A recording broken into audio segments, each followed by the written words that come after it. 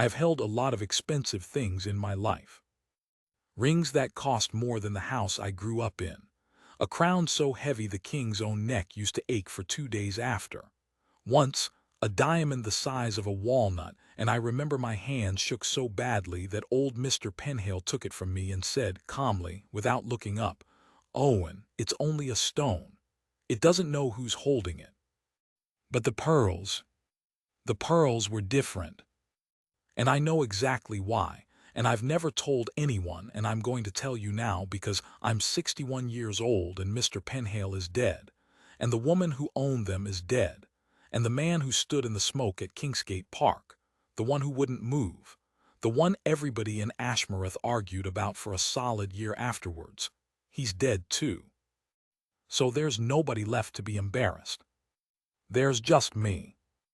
My name is Owen Marsh. For 11 years I was assistant to the royal jeweler of Ashmoreth, and I was standing 3 feet away, holding a velvet tray, on the morning Lady Eryn Vale told the Queen Consort to her face, in a room with 4 witnesses and a fire going, no. Just that, no. I want to tell you what actually happened, not the version the papers printed, not the version that got shouted about in pubs, the real one. And it starts like most terrible things do, with a very ordinary Tuesday. The workshop. You've probably never seen it, and you never will because it isn't there anymore. The royal jeweler's workshop at Thornhall Palace was not grand. People always assume it must have been marble, chandeliers, that sort of nonsense. It wasn't. It was 2 rooms on the north side of the west wing, above the old laundry, with windows that faced a wall. The floor was scarred pine. The benches were older than the Monarchy, or near enough.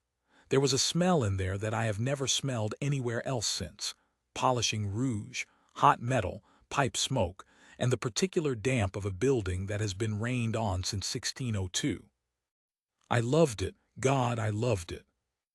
Mr. Aldous Penhale had been royal jeweler for 34 years by then. He was a small, dry, unbothered sort of man. Wore the same gray waistcoat every day, or possibly 6 identical gray waistcoats. I was never able to establish which, and asking felt rude. He had a loop permanently jammed in his left eye socket, so much so that his left eyebrow had grown into a sort of permanent arch. He looked always like a man mildly surprised by something happening behind you. He talked to me the way you talk to a dog you were fond of, short sentences, no compliments. Occasionally, if I'd done something well, he'd say him, and that was the highest honor available in that room. I was 26 that autumn. Cocky, in the quiet way that young men are cocky when they've been let into a room they shouldn't be in. That autumn, Ashmoreth was grieving. Queen Adelia, the old queen, the dowager, the king's grandmother, had died in September at 94 in her own bed, in the middle of the night, with a cup of tea gone cold beside her. You have to understand what she meant to us. She'd been alive through everything: the wars, the strikes, the bad king, and then the good one, and then the sad one. She'd walked through the bombed streets of Ashcombe in 1941 with her shoes ruined and her hat still on. There's a photograph. Everyone in this country has seen that photograph. She was the last person alive who remembered the kingdom as it had been before. And when she went, something in the country went quiet. I remember the flowers. That's what I remember.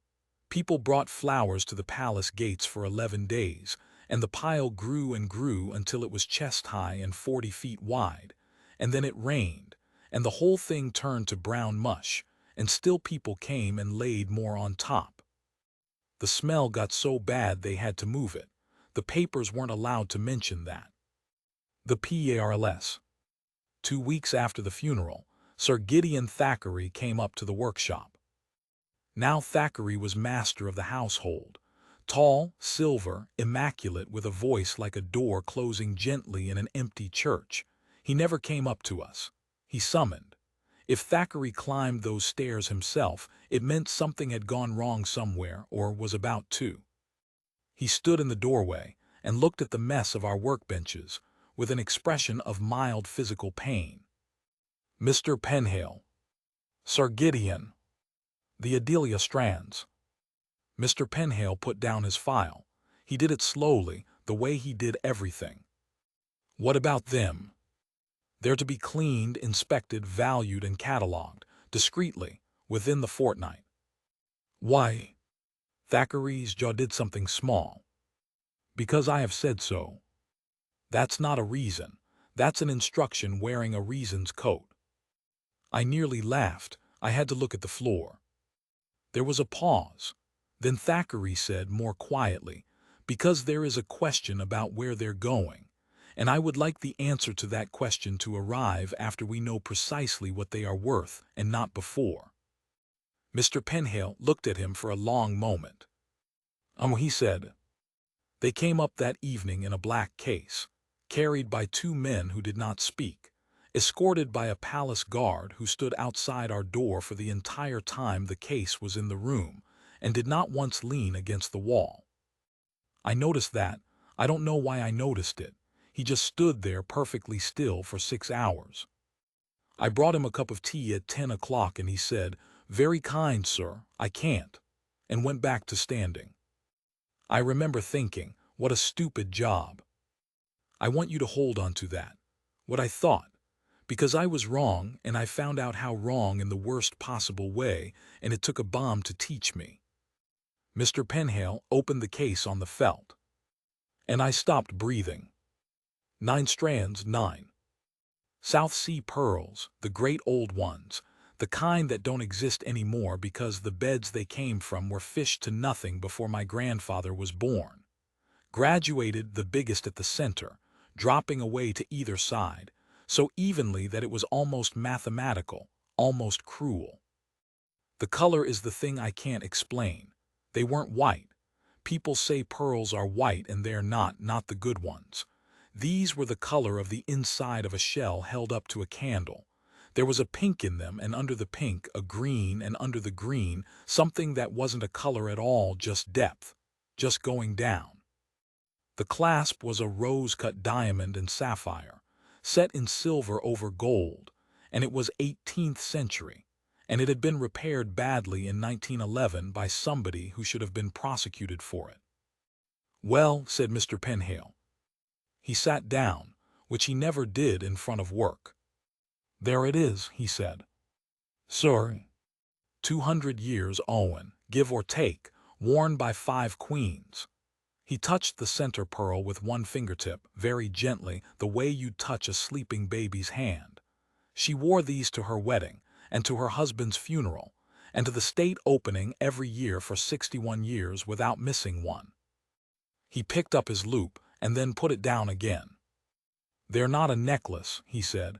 "That's the mistake people make." "What are they?" He didn't answer for a while.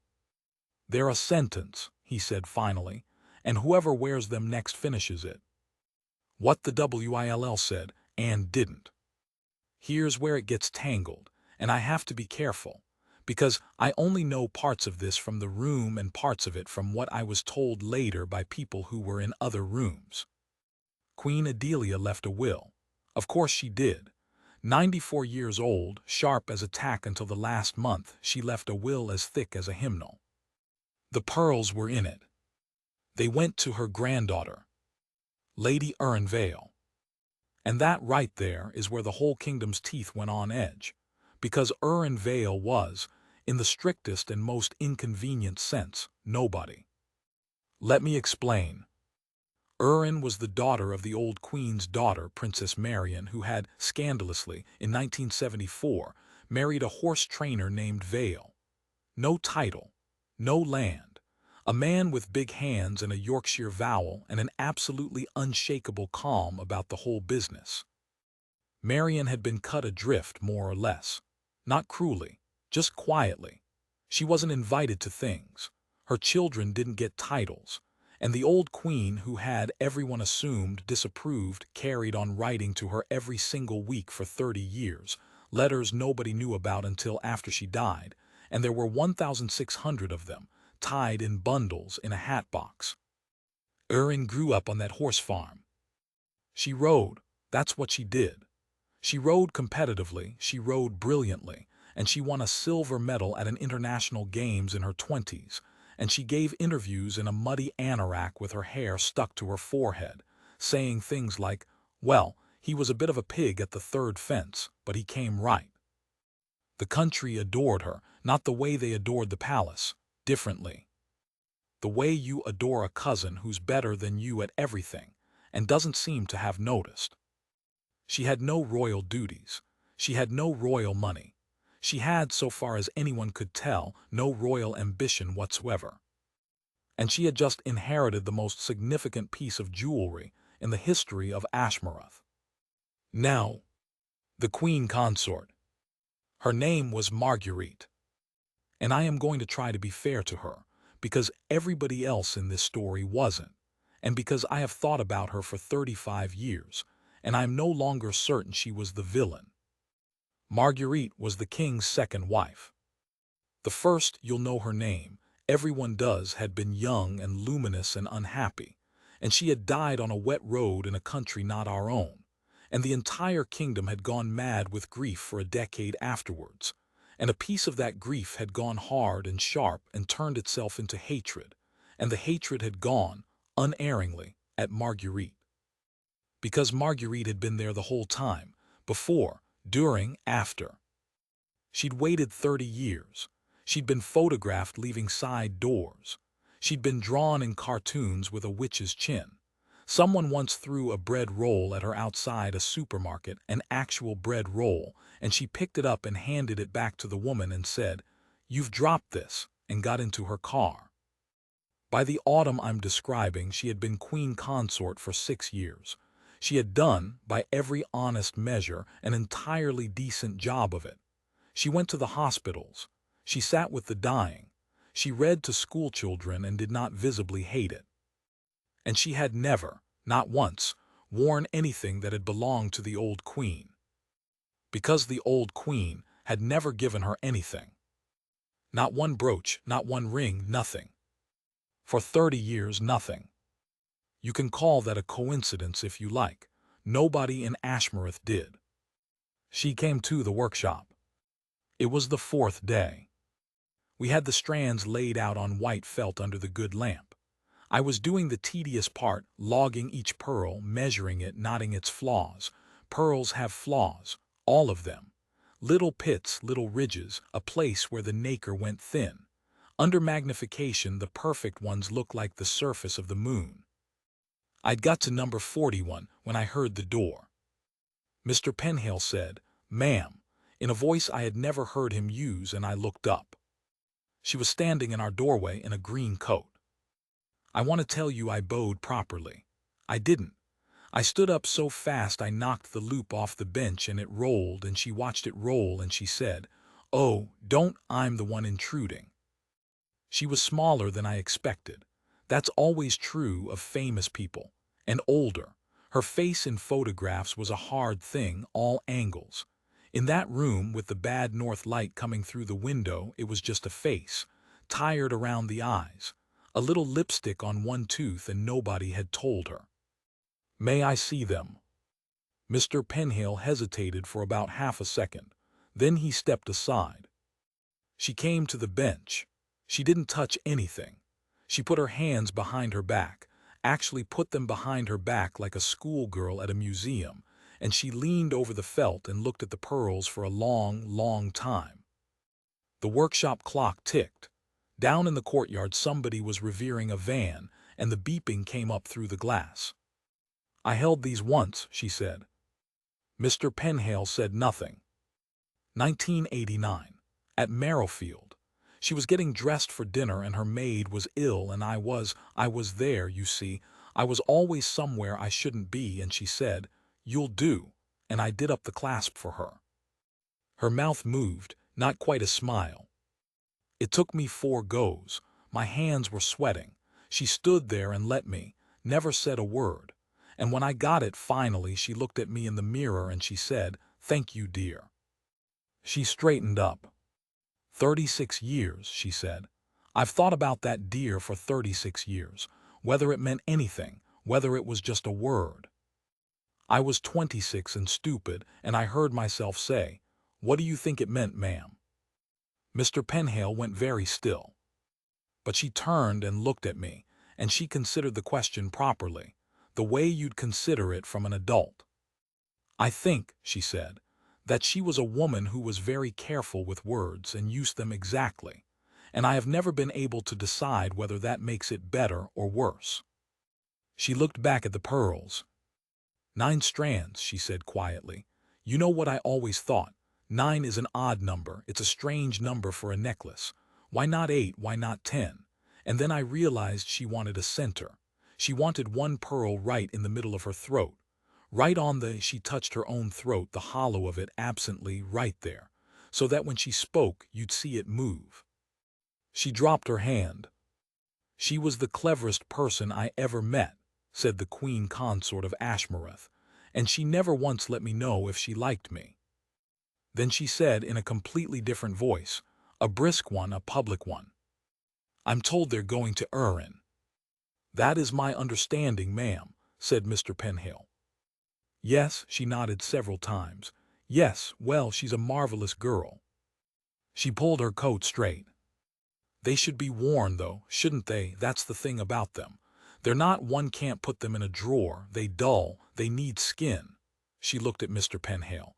"Isn't that right? They need to be worn or they die." "That is broadly true, ma'am. Pearls need moisture and handling." "There," she said, "you see."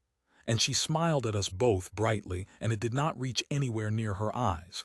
"Well, I've taken up your morning." She went to the door, stopped. "Mr. Marsh, was it?" "Owen, ma'am." "Owen." She was looking at the door frame, not at me. "When you write up your report, would you note the clasp? It's been badly mended. It'll go. And if it goes on somebody's neck in front of 200 cameras, that will be a very hard day for a young woman who has done nothing to deserve it." And she left. And Mr. Penhale stood there for a while with his hands in his pockets, and then he said to nobody, "Well, that was the most graceful thing I've ever watched anyone do." "What was?" He looked at me like I was slow. "She just asked for them, Owen, without asking, so that if she doesn't get them, she never asked." The M&D clasp. She was right about the clasp, by the way. I found it that night. I stayed late, and I got in under the silver, and there, it was a solder from 1911 that had gone crystalline, and a hairline in the tongue that you could not see without magnification, and that would have opened like a mouth the moment somebody's collarbone flexed. 3, maybe 4 wearings, that's all it had left. I sat back on my stool at 11:30 at night in an empty workshop with 9 strands of 200-year-old pearls in front of me.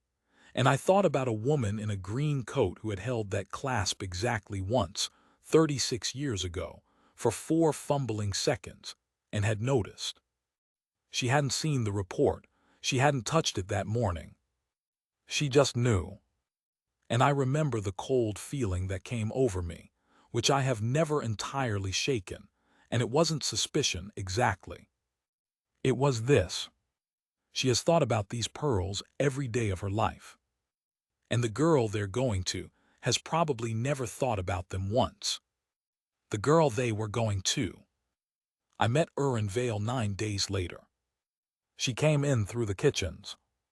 I want you to understand how unusual that is. Nobody comes in through the kitchens.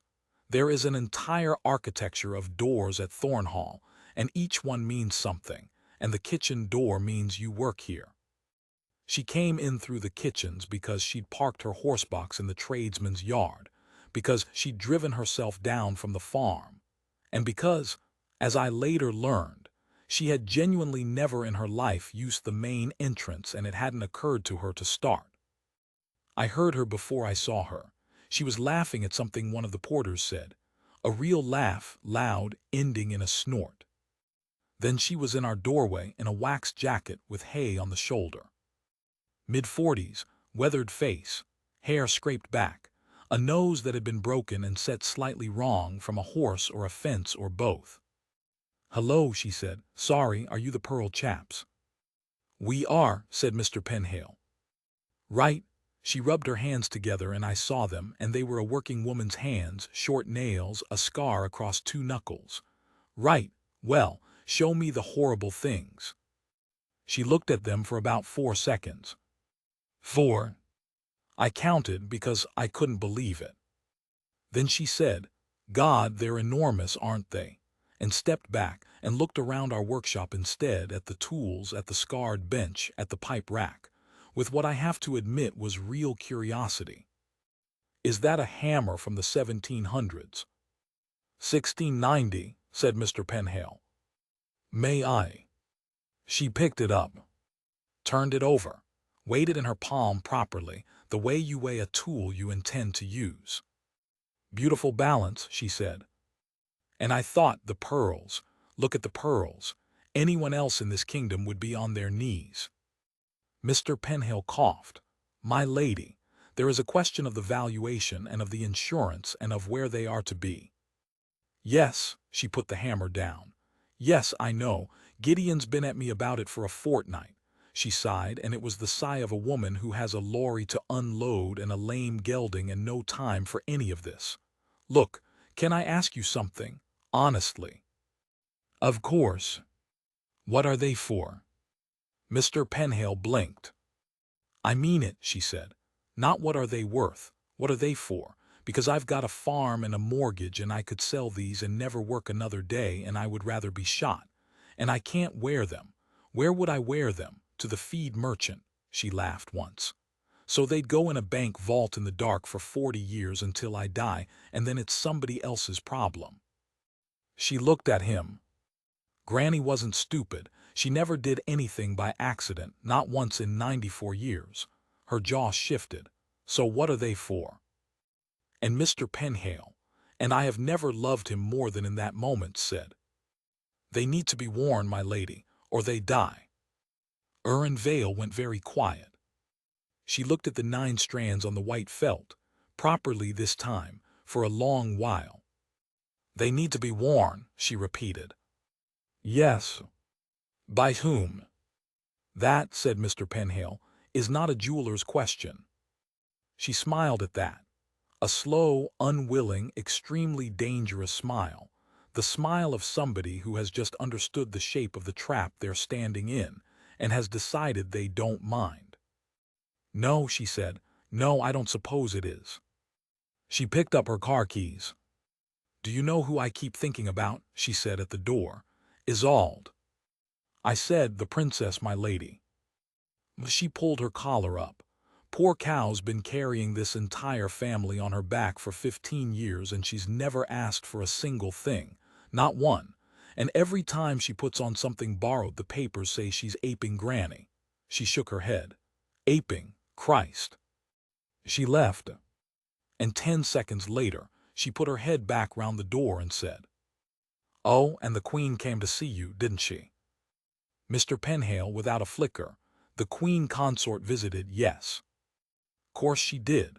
Eryn Vale's face gave away absolutely nothing. She always was the only one of us who actually loved the old bat. The thing nobody in that room knew. Here's what none of us knew that autumn, while we argued about pearls. 16 miles east of Thornhall Palace, in a rented garage behind a tire shop, 3 men were weighing out fertilizer on a bathroom scale. They had a date circled, the 17th of November. Because on the 17th of November, the whole family would be together, in public, on foot, on the long walk through Kingsgate Park to the cathedral, for the service of thanksgiving for the life of Queen Adelia. And behind them, and beside them, and in front of them, would walk 140 men of the Ashmoreth Palace Guard, one of whom was a 23-year-old sergeant named Callum Reeve, who had brought a cup of tea back untouched to a stupid young jeweler's assistant on a wet October night and said, Very kind, sir, I can't. And gone back to standing. The clasp took me 19 days. I want to tell you about those 19 days, because everybody who talks about this story wants to jump straight to the shouting, and the shouting is not the point. The shouting was 4 minutes long. I lived in that workshop for 3 weeks, and I have thought about the workshop more than I've ever thought about the shouting. Here is what a bad repair looks like from the inside. In 1911 somebody, a competent man probably in a hurry, probably for a coronation, had reflowed the silver at the hinge of that clasp with a solder that had far too much lead in it. Over 114 years, that solder had done what lead does. It grew. It formed little crystal spikes inside itself, invisible in the dark in a jewel case in a vault, while wars started and ended above it. The metal had gone from being a joint to being a rumor of a joint. Mr. Penhale looked at it under the good glass for a long time and then said, "Owen, sir, you'll do this." I laughed. I actually laughed out loud. "He didn't. You have better eyes than me and steadier hands than me, and I am 68 and I have not slept properly since September." He took his loupe out of his eye and rubbed the socket. "And it is time. Get on." Then he went and stood at the window with his back to me for about 10 minutes, and when he turned round his face was completely normal, and neither of us ever mentioned it again. So I did it. I cut the old solder out with a saw blade thinner than a hair. I made a new tongue in silver and I hardened it by hammering it hundreds of little strikes, and every strike had to be exactly the same weight. And if you get bored, if you drift for 1 second, you can feel the metal go wrong under the hammer, and the whole thing is ruined. I sat with that clasp for 19 days. And I'll tell you what happens to your head when you do that. You start talking to the people who touched it before you. I don't mean I heard voices. I mean I found a file mark under the silver, on the inside, where nobody would ever look, a little cross hatch, 4 strokes, the way a particular sort of craftsman finishes a surface. And I thought, you did that in 1794, and you knew nobody would ever see it, and you did it beautifully anyway. And then I thought about the man in 1911 who bodged it, and I stopped being angry with him. Because I imagined him. Some poor devil, a Tuesday, a queen waiting upstairs, an equerry at his elbow saying, "Is it done? Is it done?" And he made a decision. A survivable decision. It'll hold for now. It'll hold for her lifetime. And it did. It held for 114 years, and then it landed on my bench, and now it was mine. That's the whole trade, really. That's all it is. You're a link. You get it, you keep it alive a bit longer, you hand it on. And if you're any good, you leave 4 little file marks somewhere nobody will ever look. I've never explained that to anyone. I couldn't explain it to my wife. She thought I fixed necklaces for rich people. The guard on the stairs. I saw Sergeant Reeve again, on the 11th of November. The pearls were still with us, and so a palace guard was still posted on our landing in shifts around the clock. I'd stopped noticing them, the way you stop noticing a coat stand. That night I came out at about 1 in the morning with my eyes burning, and he was there, and I recognized him. Ginger, very young. The kind of pale, freckled face that goes red in embarrassment and never goes back to normal for about an hour. "You're the tea man," he said. "You're the man who wouldn't drink it." Couldn't. He was smiling straight ahead at the opposite wall. That's the thing they do. They speak without turning their heads, and you feel like you're talking to a ventriloquist. "Can't take anything on post, sir. Not water, not nothing. Even at 1 in the morning, with nobody watching." And he said cheerfully, with no edge at all, as though I'd asked him whether the sun would come up, "I'm watching, sir." I laughed and went home. 3 words. I have thought about those 3 words for 35 years. I'm watching, sir. I have thought about them at funerals and at my daughter's wedding, and once, badly, at 4 in the morning in a hospital corridor. And I want to say something about them now, before I get to the rest of this, because after the 17th of November everybody in Ashmoreth had an opinion about Callum Reeve, and hardly any of them had ever met him. He wasn't heroic. He wasn't grim. He was a 23-year-old lad from a mining town who thought the whole thing was rather funny, and who had a girlfriend called Nessa, and who once on that landing showed me a photograph of a dog. He was ordinary. That's what nobody wants to hear. The thing that made him what he was not extraordinary at all. It was just that he decided something once quietly, and then he never renegotiated it. Most of us renegotiate everything, every day, constantly. How she found out. By the second week of November, Eryn Vale had made up her mind. She had not told me. She had not told Mr. Penhale. She had told exactly one person, and that person was Sir Gideon Thackeray, and she told him on the telephone from a stable yard with a horse being difficult in the background. And Thackeray, I have this from Thackeray himself, years later, over a very good brandy on the last night I ever saw him. Thackeray said he had to sit down on a mounting block, in the rain, in a good suit. She said it, he told me, the way you'd tell a butcher what you wanted for Sunday. What she said was this: Gideon, I'm giving them to Isolde, all 9, cleaned, mended the lot. I want her to have them by Christmas, and I want it in writing so nobody can wriggle. And Thackeray said, My lady, may I ask why? And Eryn Vale said, Because Granny left them to me and not to the crown, which means they're mine to give. Which means, Gideon, that for once in this family's ridiculous life, somebody gets something because a person chose them, not because they married the right man, not because they queued long enough. And she hung up. Now, how the Queen Consort found out is a thing people still argue about, and the true answer is stupider than any of the theories. There was no leak. There was no whisper. There was a courtesy letter, because there is always a courtesy letter, because at Thornhall the machine grinds on regardless of what human beings are doing to each other.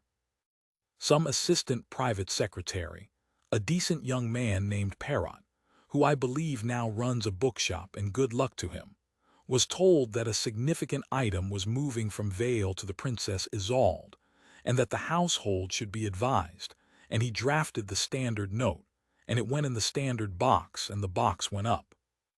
And it landed on the Queen Consort's desk at 7:30 in the morning on the 12th of November, between a note about a hospice visit and a request from a school in Ashcombe for a message on their centenary.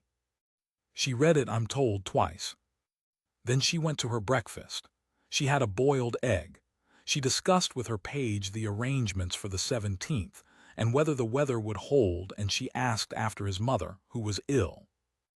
And then she asked for Lady Eryn Vale to be invited to the yellow drawing-room at 4 o'clock. Invited, that word was in the message. I saw the message. 4 o'clock. I was there because of the clasp. That is the entire reason. There is no dramatic explanation.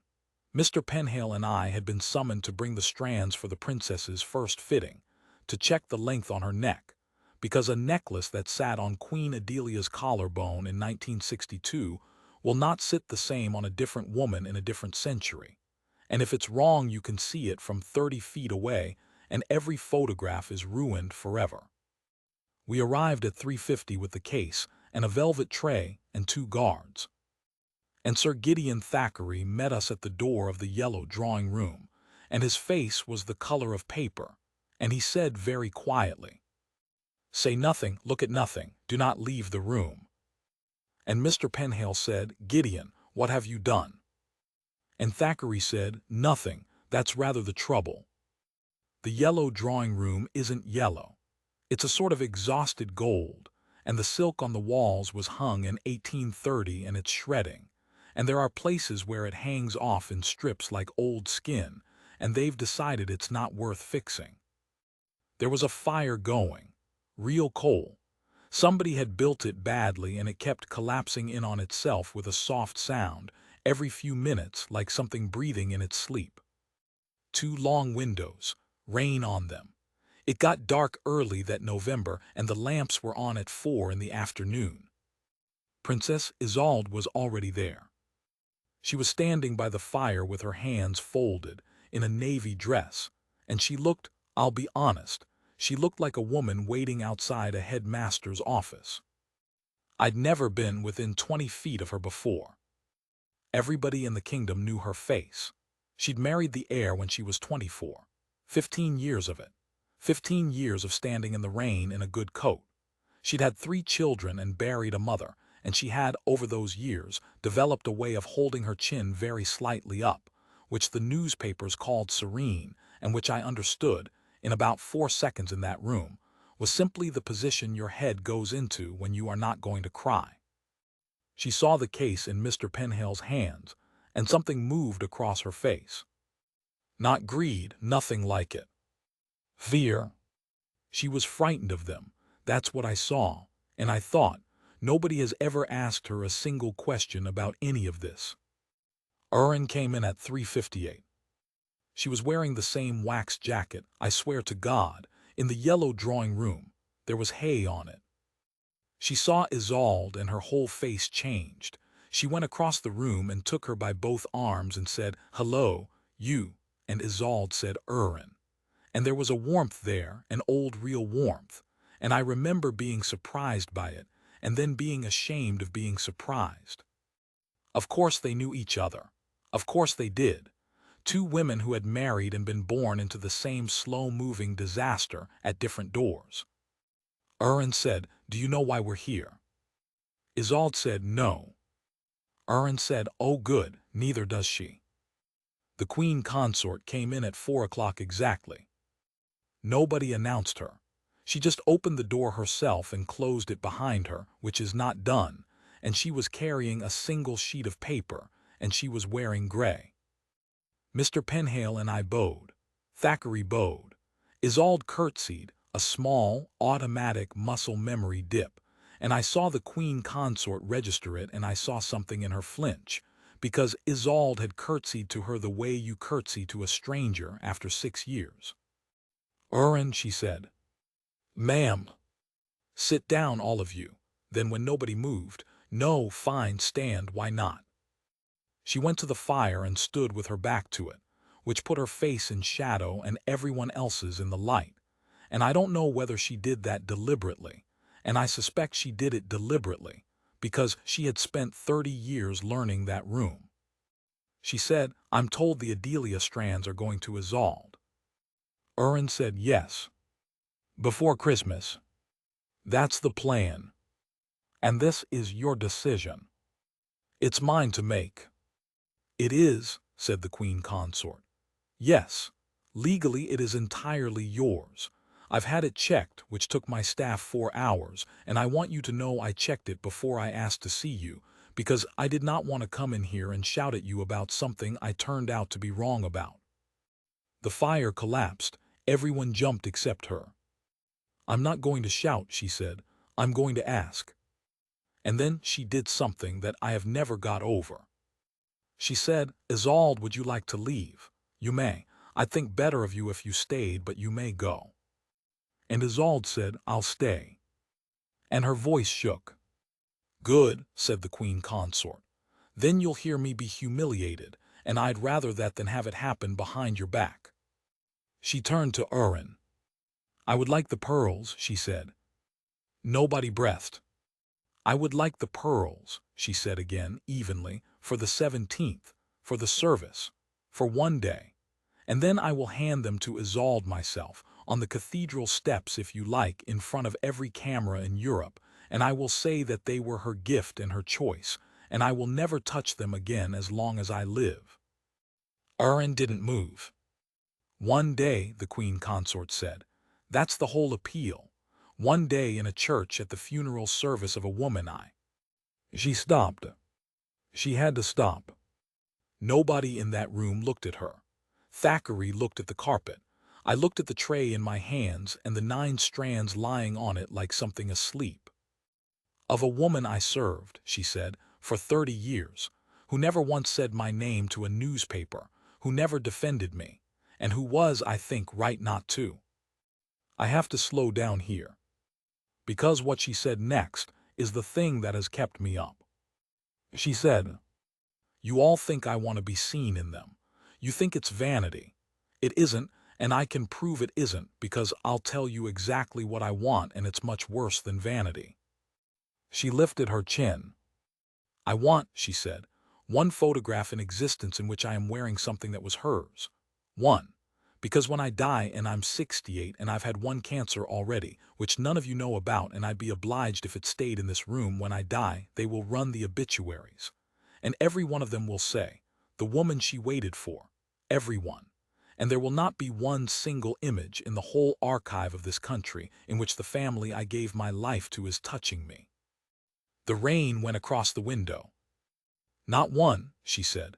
Look for it. I have.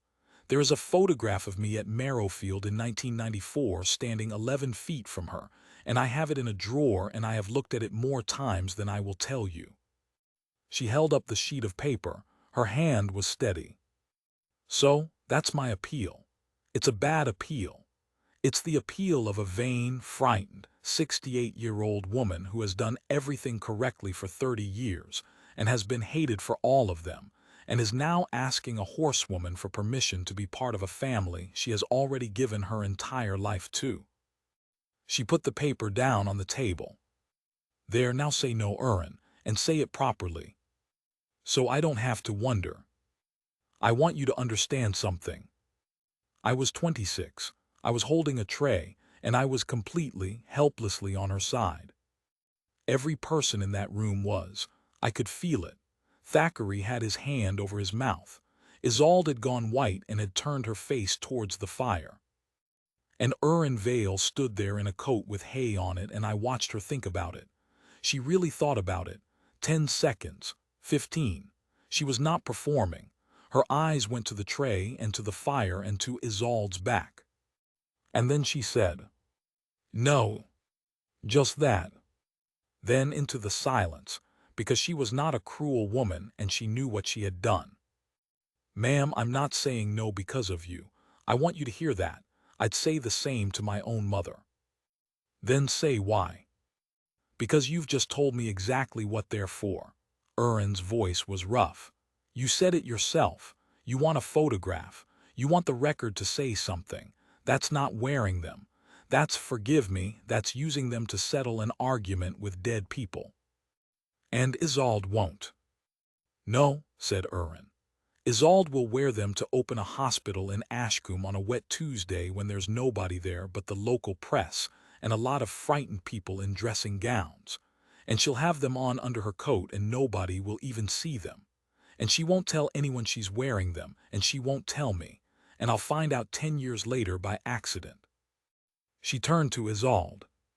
"Won't you?" she said, not a question. Isolde didn't answer. And Eryn said the thing that ended it.